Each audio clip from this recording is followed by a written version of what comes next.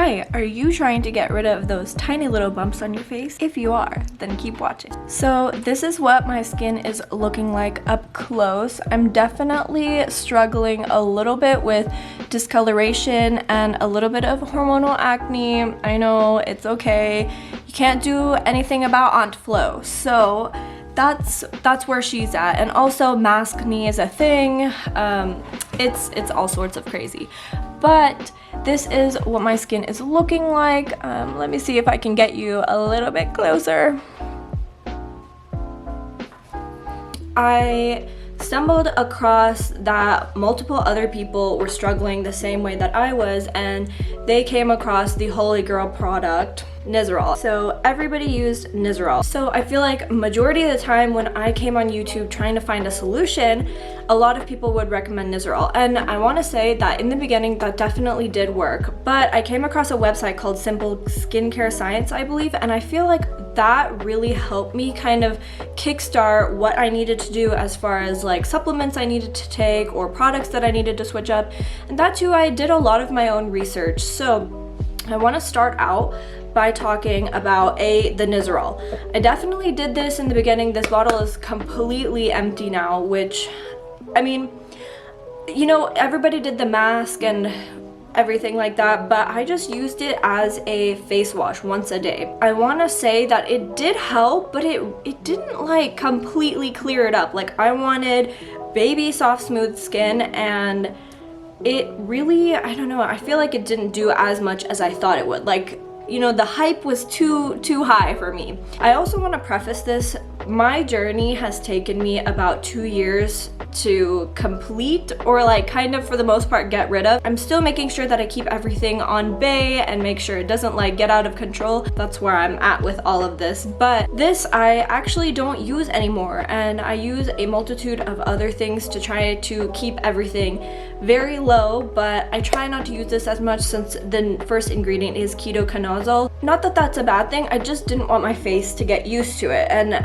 you know, if a flare did occur, then I wouldn't be able to go back to this because my body is so used to it. So that is Nizoral for me. Another product that at the time I used a lot, that is the Vani Cream face wash. Oh my goodness, I cannot believe how many bottles I went through of the Vani Cream face wash. That thing was a godsend. And I also want to preface this by saying that I definitely used to overwash my face, and what I've learned today is that you do not want to overwash your face. You want to wash it in the morning and in the night. And that too, like if you did your skincare routine at night and you feel that your skin is clean, you don't really need to do anything about it, and if you don't really have any active acne, I wouldn't necessarily wash my face in the morning with full-on soap and everything. I would just kind of splash it with water and then apply my products that are coming up here in a second. But I would use a lot of Vani cream.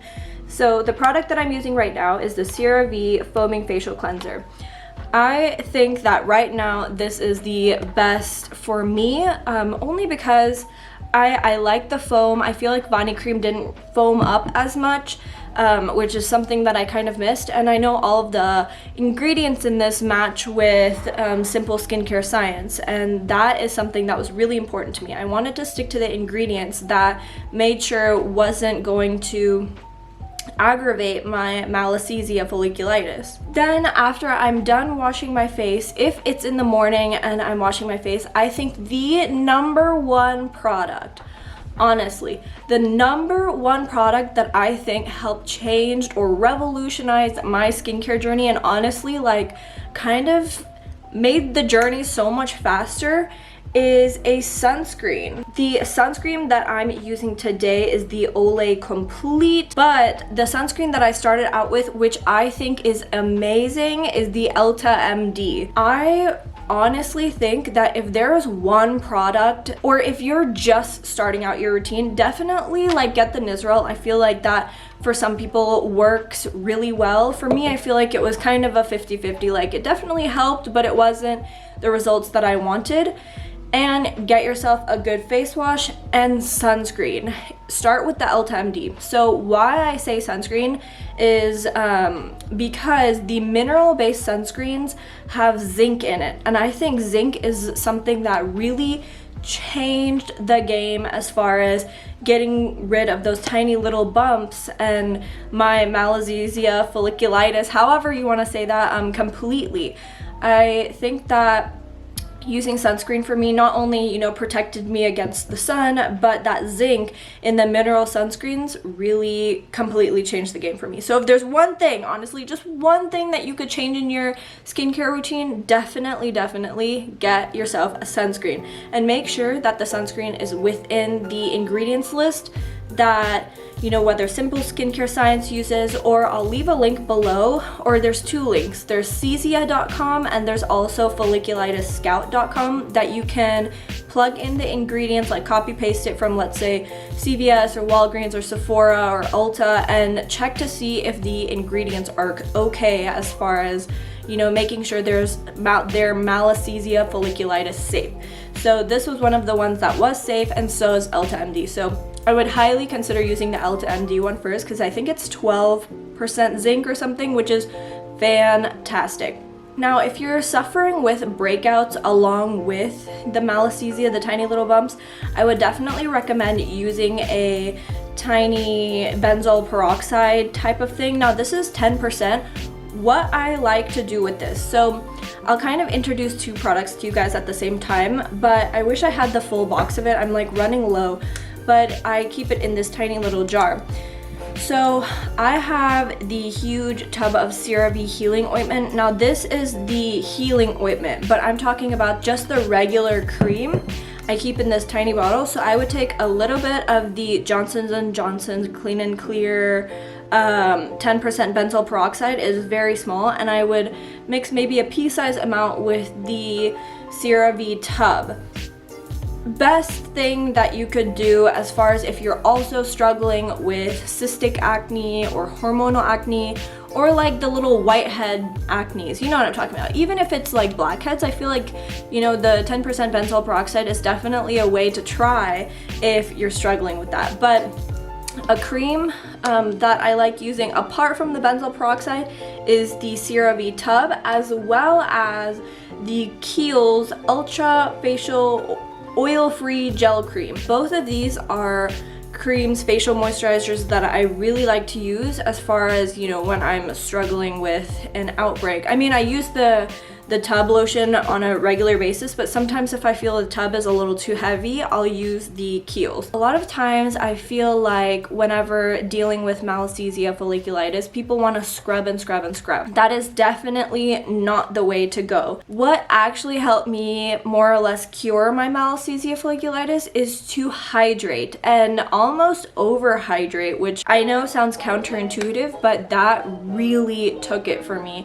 So things that I did to kind of more or less not overhydrate, because that just sounds bad, but like hydrate to a point where my skin really needed it, because I was so much into, you know, exfoliants, literally scrubbing it off, because that's what I thought I needed to do. I literally thought I needed to scrub those tiny little pesky bumps off of my face, but that is totally not the case. So I started using the pure hyaluronic acid serum from Cosmetica Skincare. I literally got this for like $10 off of Amazon. I will leave the link down below. I'll leave the links to all of the products that I'm using down below, but I definitely enjoy using this one. So I'll wash my face, and before patting dry, I'll leave the water on my skin, take a couple pumps of this, and also pat this in with the water. But other than that, the final product that I have for you guys that I would use only in the night, or if I'm about to apply makeup. If you want to see a whole makeup routine with Malessezia Folliculitis approved makeup products, definitely leave me a comment below. I can also give you my full skincare routine as far as just washing my face and everything like that, what I do today. I can do that for you guys. But the final product that I have as far as products goes by is the CeraVe healing ointment in a tub. This is almost like a Vaseline texture. Let me see if I can show you. But it almost looks like a Vaseline, and a lot of people nowadays are calling this, I believe, slugging.